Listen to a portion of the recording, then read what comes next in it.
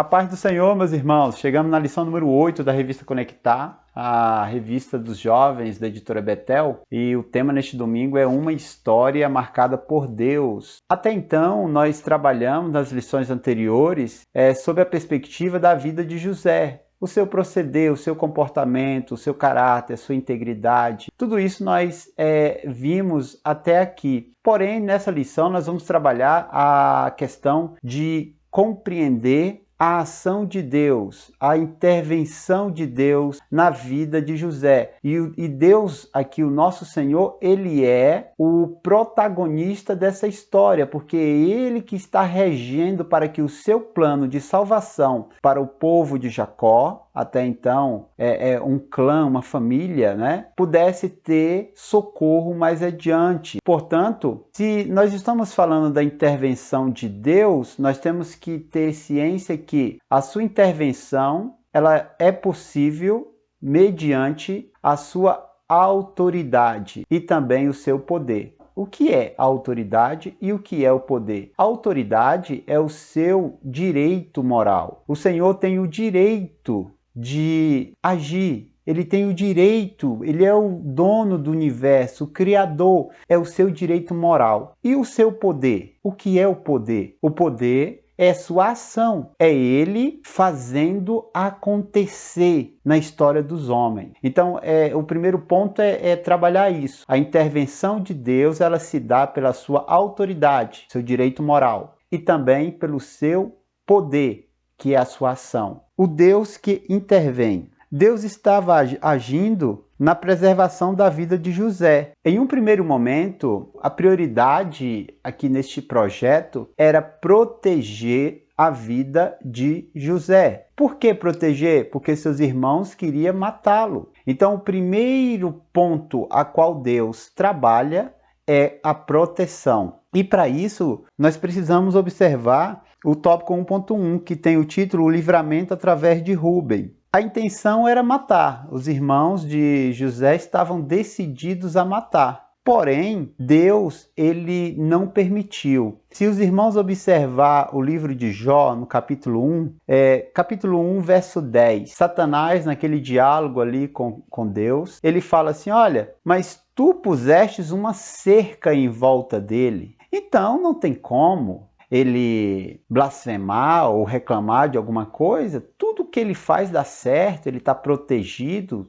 A tua cerca protege, impede que eu entre e faça uma destruição ou atrapalhe a sua vida. Então nós podemos crer que os servos de Deus possuem uma cerca, onde o inimigo ele tem o seu fator limitador. Ele não pode minar de forma que o Senhor não o autorize. Mas, neste caso, o Senhor estava protegendo e o Senhor usa Rúben. E quem é Rúben? Rúben é o primogênito de Jacó. Só que Rúben ele cometeu muitos erros, é verdade. E por isso ele perdeu até mesmo alguns direitos da primogenitura, porque ele se deitou com a sua madrasta, ele profanou a cama de seu pai, né? Era mulher de seu pai. E ele profanou, né? E isso deixou Jacó muito triste. Isso trouxe uma instabilidade muito grande, emocionalmente falando,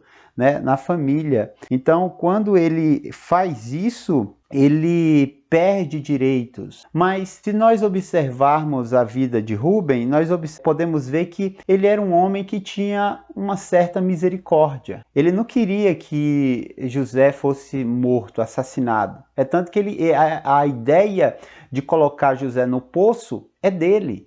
E se nós observarmos mais à frente, capítulo 37, verso 29, nós notamos o seu desespero quando ele volta e ele não vê mais o menino ali. Ele rasga suas vestes. E aí ele vai buscar explicação nos seus irmãos.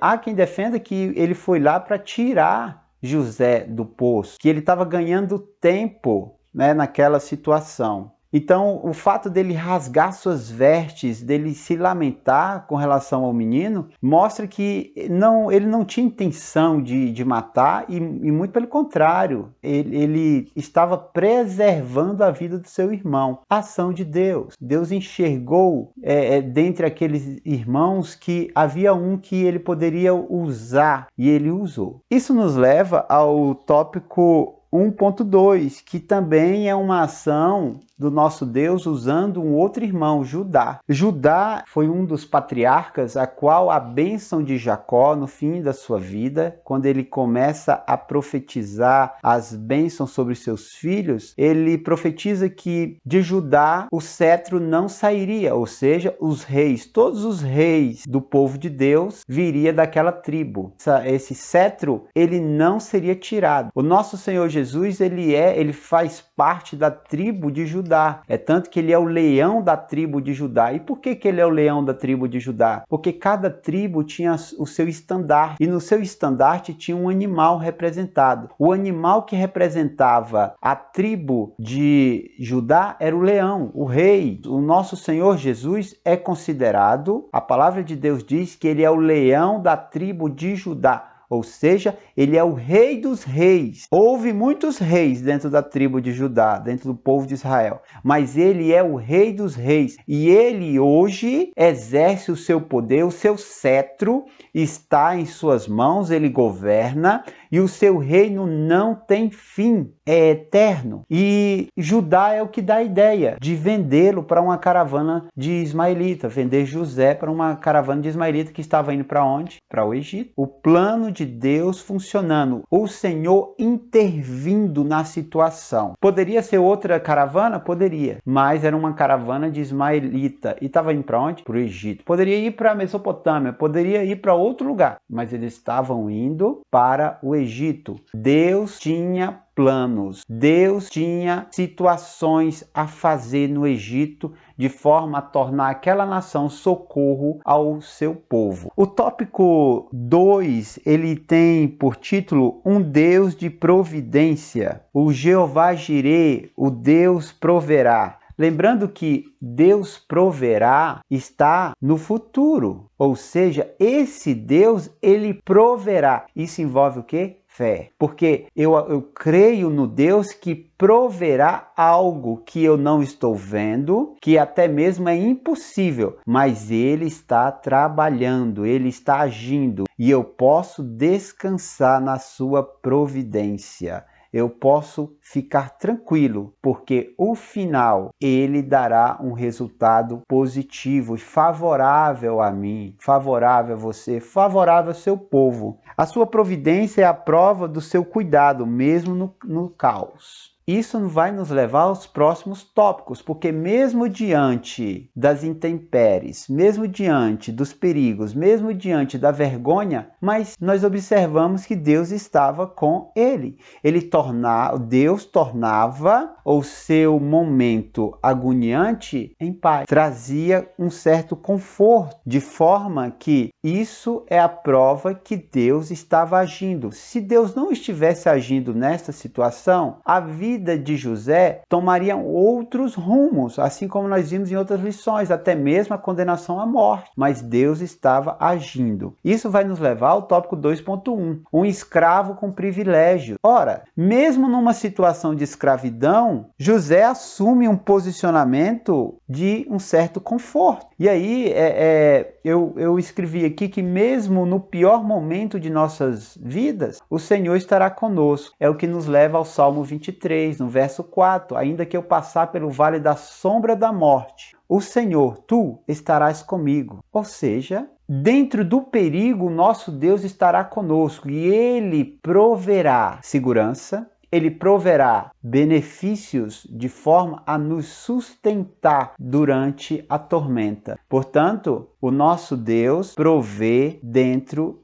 do caos. Ele proporciona o melhor para nós. Os jovens estavam na fornalha, mas o quarto homem estava lá e eles saíram sem nem mesmo as suas roupas terem cheiro, odor de fumaça. Nosso Deus estava na travessia do Mar Vermelho. O povo passou em pés enxutos, mas o exército de Faraó não, morreu afogado. Ou seja, em diversas situações da história do povo de Deus, o Senhor proporcionou segurança, proporcionou recursos, o Senhor proporcionou aquilo a qual o seu povo precisava e até mesmo conforto. Olha no deserto. Maná, água jorrando da fonte, nuvem provendo a sombra, coluna de fogo proporcionando um aquecimento durante a madrugada gelada do deserto. Deus entra no caos com os seus e não os deixam padecer. Isso nós temos que passar para os nossos alunos. Mesma coisa aconteceu no tópico 2.2, um prisioneiro administrador. Ele ganhou tanta confiança que o próprio carcereiro entregou tudo nas suas mãos. Dá para entender isso?